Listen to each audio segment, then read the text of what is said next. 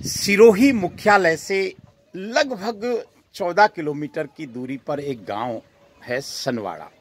जूना सनवाड़ा गांव छोटा सा है, लेकिन इस गांव की कुछ विशेषता है। इस गांव का एक पुराना इतिहास की संभावना है, इसलिए आज हम आपको इस गांव की कुछ गूढ़ बातें बताएंगे।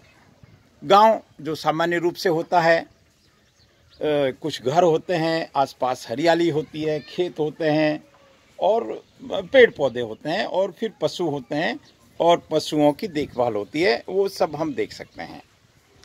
लेकिन ये गांव विशेष क्यों है, इसके लिए आज हमने एक विशेष रूप से एक मंदिर खोजा है। वो मंदिर के बारे में मैं आपको बताऊंगा। उससे पहले मैं यहाँ की एक खूबसूरत तस्वीर आपको बता दूं, जो आपको पसंद आएगी, सच में पसंद आएगी। और इस पूरी छोटी सी पहाड़ी के ऊपर बहुत सारे मोर हैं। इस चारों तरफ हरियाली और इस प्राकृतिक वातावरण के बीच में बहुत सारे जीव जंतुओं का बसेरा है। मैं सीधे बिना समय गंवाए उस मंदिर की कहानी आपको बताऊंगा। जो मंदिर सामने दिखाई दे रहा है, मैं नज़दीक से आपको बताऊंगा। पहले मैं आपको दूर से बता दूं कि ये एक संभावित जैन मंदिर है।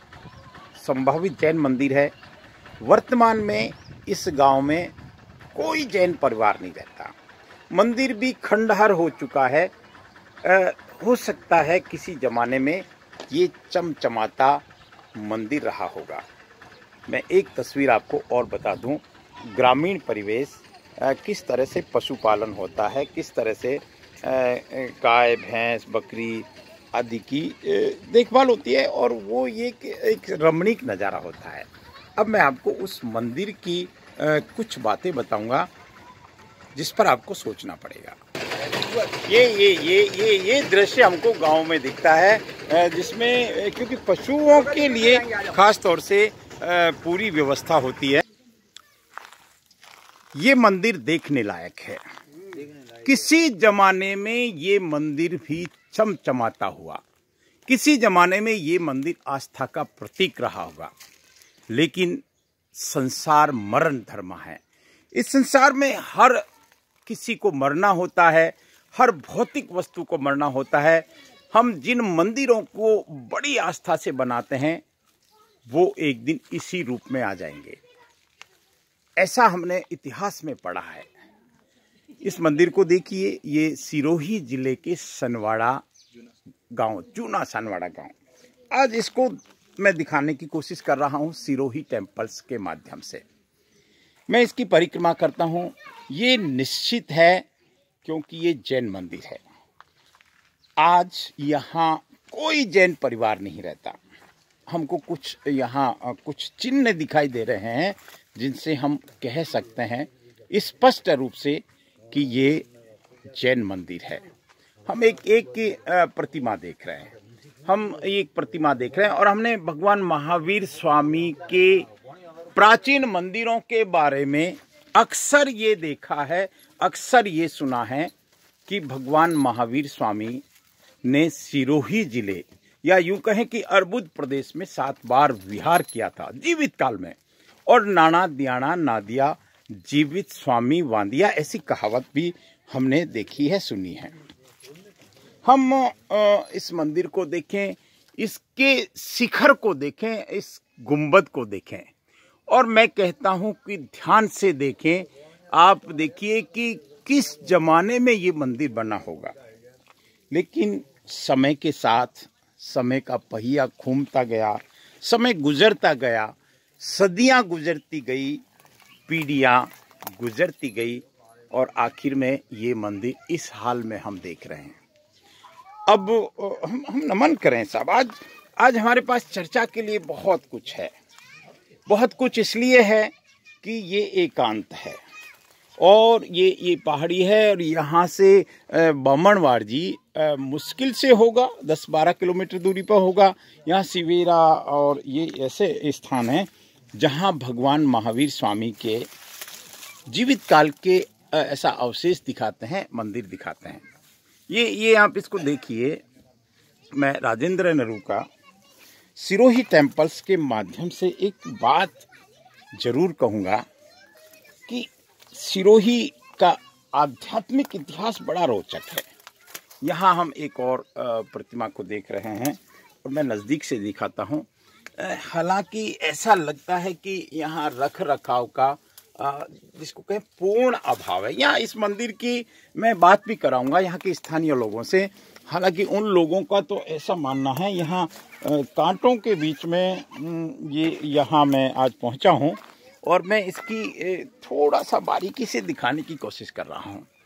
ये आप देख लीजिए, आज ये मंदिर जर्जर हालत में है, लेकिन मुझे लगता है ये एक बहुत बड़ी विरासत है। ये आप देखिए, यहाँ की कलाकृति, यहाँ जब हम बामणबाड़ जी की बात करते हैं या हम मीरपुर जैन तीर्थ की बात करते हैं या हम देलवाड़ा जैन तीर्थ की बात करते हैं, तो हमको ऐसे मंदिरों को नहीं भूलना चाहिए।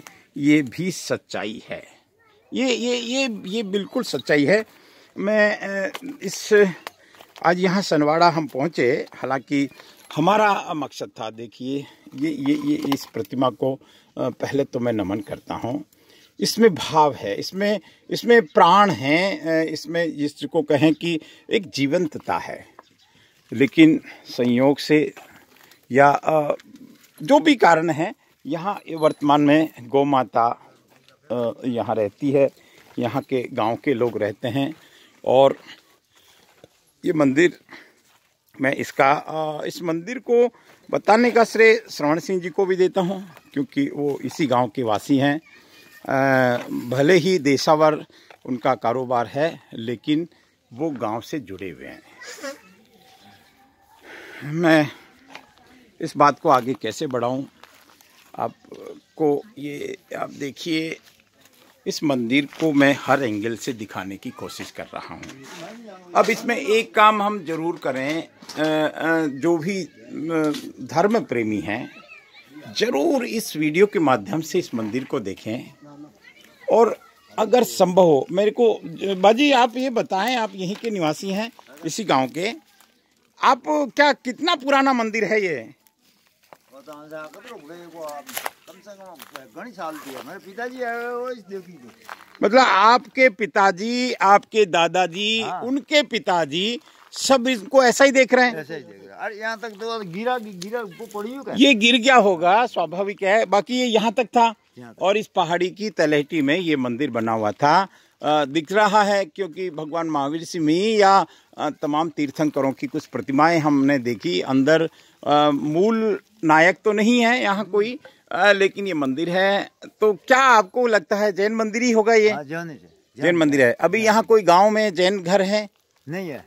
कोई आता है यहाँ की? कभी कोई ऐसा कोशिश की कि भाई इस मंदिर को कोई देखने आए? कोशिश आए थे, देखने के लिए आए थे, कोई मूर्त नहीं मिली का बामणबाड़ जी नहीं है, अगर आए था ना। अच्छा अच्छा अच्छा, अरे कोशिश तो की थी, कोई मूर्त। मैं राजेंद्र नरूका एक बात ये कहूँगा चलते चलते कि हमारे, जब हम इतिहास के पन्नों में झांक के देखेंगे तो सिरोही का इतिहास, राजस्थान का इतिहास या संपूर्ण भारत का इतिहास आध्यात्म से भरा पड़ा है।